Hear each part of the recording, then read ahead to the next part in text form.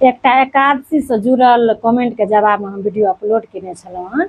ओ पूछने छलखिन जे कहिया से एकादशी शुरू करबाक चाही, हम 6टा करऽ चाहै छी। तऽ हुनका हम कहने छलियनि हँ जे अहाँ कहियो शुरू कर सकै छी, जेनाकि कातिकमे देवउठान एकादशी शुरू कऽ सकै छी, या फेर माघ फागुनमे शुभ लगन जखन रहै छै महीनामे, या केओ यज्ञ करै छथिन तऽ ओहिमे अहाँ शुरू कऽ सकै छी, देवशैनीमे शुरू कऽ सकै छी। तऽ ओहि वीडियोपर फेर एगोटा हमरा पुछलथि जे अगर 6टा एकादशी करबै सालमे 6टा 4टा तऽ ओकर उद्यापन जरूरी छै। हमरा लागल छै हिनको हम डॉट क्लियर कहिए दै छियनि। तऽ देखियौ, एकादशी जे 6टा करबै कि 4टा करबै तऽ ई नहि नियम छै कि अहाँ एतेक बरस करबै तऽ ओकर उद्यापन जरूरी छै। अपना सबके जे होइत आयल हन परम्परा, जखन केओ घरमे बूढ़ सूढ़ एकादशी करै छथिन तऽ ओहि दिन रोटिए बनै छै घरमे। हमरा सबके सब धियापुता सब रोटिए खेलथि, तऽ रोटियो खेनाइ एकटा एकादशीके नियम छियै।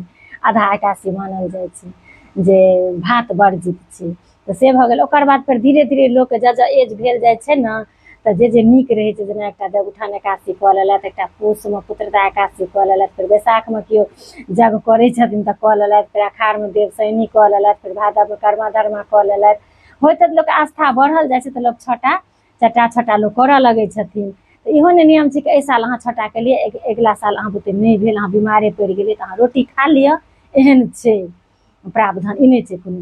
तऽ 6टा अहाँ 4टा करैत एलिए, करैत रहू, तऽ एकर कोनो नहि छै कि अहाँके उद्यापन करऽ पड़त। धीरे धीरे जँ लोकके एज भेल जाइ छै, जखन लोक दादी नानी बनै छथिन तऽ अपना सबके यज्ञके अछि जे अपना सबके यज्ञ कयल जाइए। एकर से बहुत महत्व अछि एकादशी यज्ञ करैके। तऽ लोकके पोताके उपनयनमे करै छथि लोक, या आब एनाहुओ लोक अपन बेटोके उपनयनमे कऽ लै छथि, या बिना उपनयनो केओ करऽ चाहै छथिन तऽ लोक कऽ सकै छथिन। ओकर बसकट्टी मरब ठाठी सब होइ छै।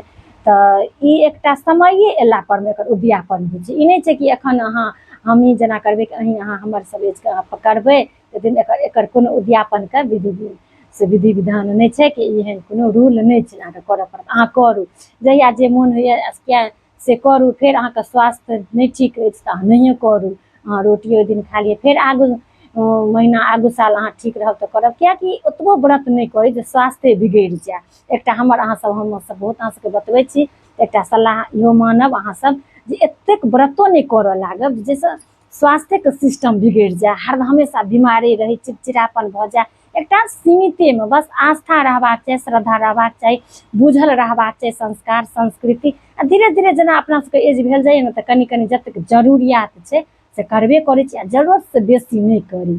जेनाकि शुरुआतेसँ केओ 24 करऽ लगै छथिन तऽ सबटा शरीरपर पड़ै छै। एक तऽ महिलाके शरीरमे ओनाहुँ किछु रहै छै। ई हम सलाह देब जे नहि, बेसी व्रत नहि करू, बस एकटा भाव नीक राखू, आओर किनकोसँ किनको कष्ट नहि पहुँचे। सबसँ धर्म ई छियै। कतबो केओ किछु कऽ लेतथि, अगर हुनकासँ परिवार दुखी छनि तऽ हम ई कोनो मायने नहि राखै छी ईसब। ताहि दुआरे अगर करऽ चाहै छी अहाँसब, तऽ एखन जे भी केओ शुरुआत करऽ चाहै छी तऽ अहाँसब बैसाखमे कऽ सकै छी, नहि तऽ फेर जेठमे मलेमास पड़ैए, छोड़ि देबै। अखाढ़मे जे देवशैनी हैत तऽ ओहिमे अहाँसब कऽ लेब, नहि तऽ चलू फेर ओ कार्तिके हेतै तऽ ओहिमे अहाँसब करब, या जहिया मोन हैत तऽ कऽ लेब। एहि महीना साल 2टा मोन हैत तऽ 2टा कऽ लेब, फेर अगिला साल जेना अपन पर निर्भर छै। चलिए, हमरा लगैए अहाँ सबके डॉट क्लियर भऽ गेल हैत जे केना शुरू करै। ओहोमे कनि हम बता देलहुँ कि इहो वीडियो जे केओ देख लेबै तऽ दुनू बात अहाँ सबके पता चलि जायत। तऽ अपन हिसाबसँ देख लेबै केना परिवार अछि। पहिले परिवार, गृहस्थ आश्रममे कोनो भी व्रतके, कोनो भी ओतेक नियम निष्ठाके महत्व नहि देल गेलैए।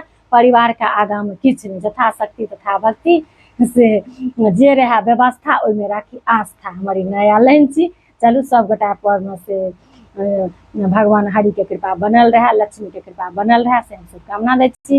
एखन अहाँ सबसँ विदा लै छी, मिलै छी बहुत जल्दी अगिला वीडियोमे। ताबत तक लेल जय सिया राम, जय मिथिला।